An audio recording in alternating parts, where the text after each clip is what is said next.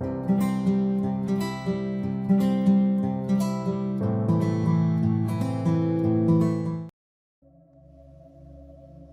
Tesla, born on 10th July 1856, was with no doubt one of the greatest geniuses of the 20th century. Our day-to-day life nowadays, the technology that we take for granted, all are possible thanks to this remarkable man coming from Europe. However, despite all these contributions in the field of science, his name is very little known outside the fields of electronics and physics. In fact, Thomas Edison is mistakenly attributed to his school textbooks the inventions that have been developed and patented by Tesla. Born and raised in the Austrian Empire, Tesla received an advanced education in engineering and physics in the 1870s and gained practical experience in the early 1880s, working in telephony and at Continental Edison in the new electric power industry. He emigrated in 1884 to the United States, where he would become a naturalized citizen. He worked for a short time at the Edison Machine Works in New York City before he struck out on his own. With the help of partners to finance and market his ideas, Tesla set up laboratories and companies in New York to develop a range of electrical and mechanical devices. His alternating current AC, induction motor and related polyphase AC patents, licensed by Westinghouse Electric in 1888, earned him a considerable amount of money and became the cornerstone of the polyphase system which that company would eventually market. Throughout the 1890s, Tesla pursued his ideas for wireless lightning and worldwide wireless electric power distribution in his high-voltage, high-frequency power experiments in New York and Colorado Springs. In 1893, he made pronouncements on the possibility of wireless communication with his devices. Tesla tried to put these ideas to practical use in his unfinished Wardenclyffe Tower project, an intercontinental wireless communication and power transmitter.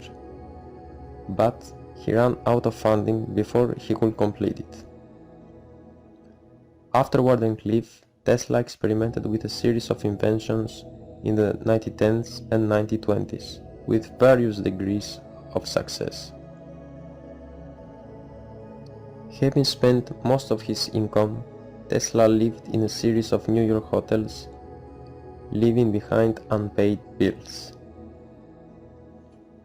Because of these problems, Tesla had moved several times when he could no longer afford to stay in those locations. Hotel Waldorf Astoria in New York has been Tesla's home for 20 years. However, he had to move in 1920 when he could not stay in that place. Tesla then moved to Hotel Regis, but was forced to leave due to lack of financial support. Being forced to move from one hotel to another, he left boxes of documents where he had to live as a guarantee for his debts. These crates, which were sought after Tesla's death, became the key to deciphering the mystery of Tesla's true identity and the incredible life that he had secretly bought. After the death of Nikola Tesla in January 7, 1943, at the age of 86, representatives of the American Property Office, at the request of the Federal Investigation Office, went to the New York hotel and seized all of his personal belongings. The US government made every effort to find all the scientists' documents, notes and research before they were found by foreign forces. It was the height of World War II and Tesla had claimed to to have invented a powerful particle beam weapon, known as the Death Ray, that would have proved invaluable in the ongoing conflict. So, rather than risk Tesla's technology falling into the hands of America's enemies, the government swooped in and took possession of all the property and documents from his room at the New Yorker hotel. 2 trucks loaded with papers, furniture and manufactured items were set under sequester to the Manhattan Storage Company. Tesla's nephew, Sava Kosanovich, confessed that before arriving at the American Property Office representatives, someone else had clearly testified among Tesla's personal belongings and had stolen an unknown number of personal scraps and documents. It was already known by the Federal Investigation Office that the German intelligence service had stolen a significant number of documents containing research some years before his death. It is believed that those stolen materials would have contributed to the development of the Nazi flying saucer. After years of fielding questions about possible cover-ups, the FBI finally declassified some 250 pages of Tesla-related documents under the Freedom of Information Act in 2016. The Bureau followed up with 2 additional releases, the latest in March 2018. But even with the publication of these documents, many questions still remain unanswered, and some of Tesla's files are still missing. Tim R. Swartz, a well-known biographer of Nikola Tesla, says there may have been a connection between the futuristic inventor and intelligent aliens, according to his semi-autobiographical book The Lost Papers of Nikola Tesla, HARP, Chemtrails and Secrets of Alternative 4. While Tesla's most prominent records and personal notes are in the hands of the United States Army, Swartz claims to have acquired a number of private records at a 1976 auction. The author claims that all this information was missing from the face of Earth after the visit of the alleged Men in Black. Tesla elaborated on the subject of talking with the planets in Collier's Weekly, March 1901. As I was improving my machines for the production of intense electrical actions, I was also perfecting the means for observing feeble efforts. One of the most interesting results, and also one of great practical importance, was the development of certain contrivances for indicating at a distance of many hundred miles an approaching storm, its direction, speed, and distance traveled. It was in carrying on this work that for the first time I discovered those mysterious effects which have elicited such unusual interest. I had perfected the apparatus referred to so far that from my laboratory in Colorado mountains I could feel the pulse of the lobe, as it were noting every electrical change that occurred within a radius of 1100 miles. I can never forget the first sensation I experienced when it dawned upon me that I had observed something possibly of incalculable consequences to mankind. I felt as though I were present at the birth of a new knowledge or the revelation of a great truth.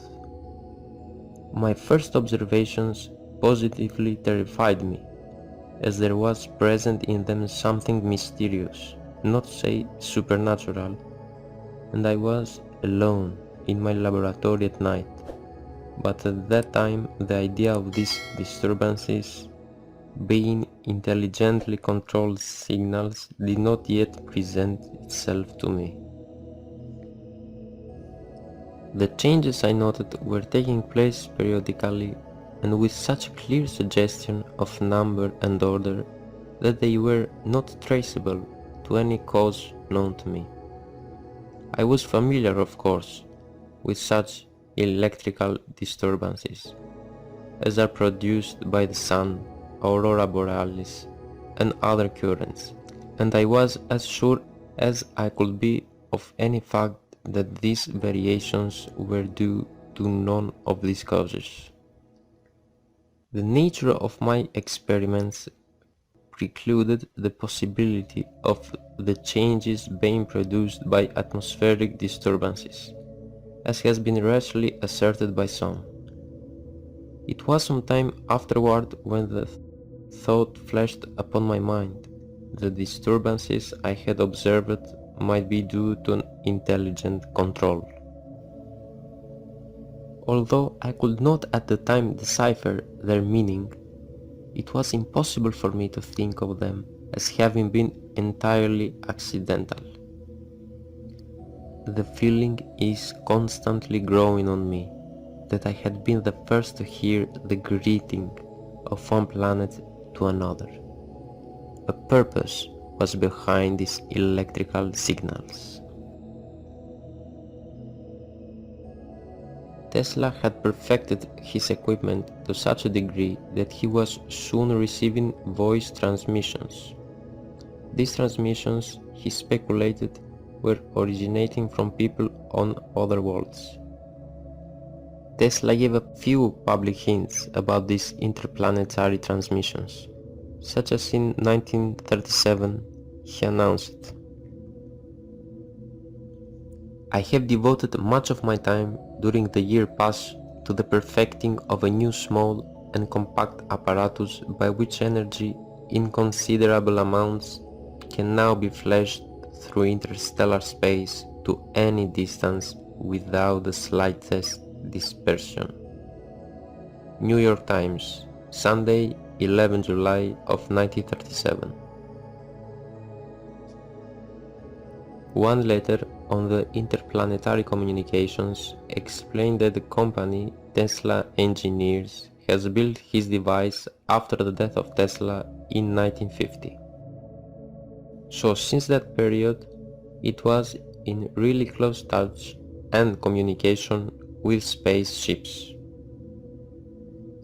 Moreover, FBI's document mentions how Nikola Tesla was from the planet Venus, brought to our planet when he was a baby, somewhere in 1856, left to Mrs. and Mr. Tesla, who were responsible to take care of him in the mountain province located in the former Republic of Yugoslavia, which is present-day Croatia. The most interesting part of the document is this.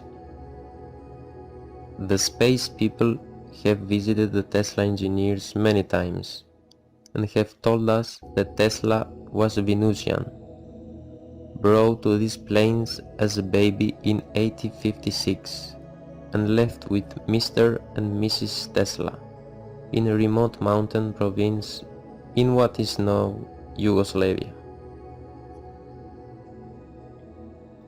We all love conspiracy theories, and what would be a better conspiracy theory than suggesting that Tesla, who is placed among the biggest scientific minds that ever lived in this world, has been an alien.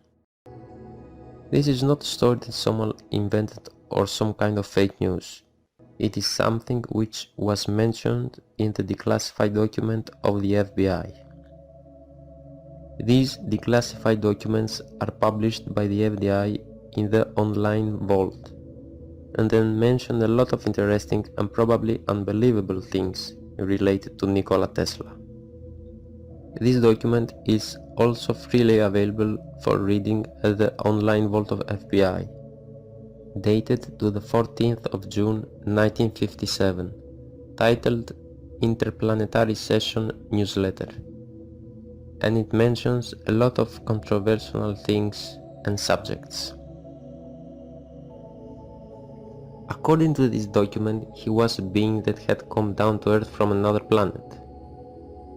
Either this is the original truth or not, the facts validate that Nikola Tesla was an extraordinary man with an extremely rare and admirable intellect. We will close this research on this Wonderman fantastic story with the words from his 1900 essay, The Problem of Increasing Human Energy. We are all one. Metaphysical proofs are, however, not the only one which we are able to bring forth in support of this idea. Science too recognizes the connectedness of separate individuals, though not quite in the same sense, as it admits that the suns, planets and moons of a constellation are one body, and there can be no doubt that it will be experimentally confirmed in times to come, when our means and methods for investigating psychical and other states and phenomena shall have been brought to great perfection.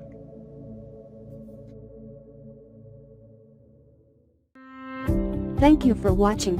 Hit the like button if you enjoyed. Join our spiritual community by clicking the subscribe button. If you found value on this video, please share it. Have a magnificent rest of the day.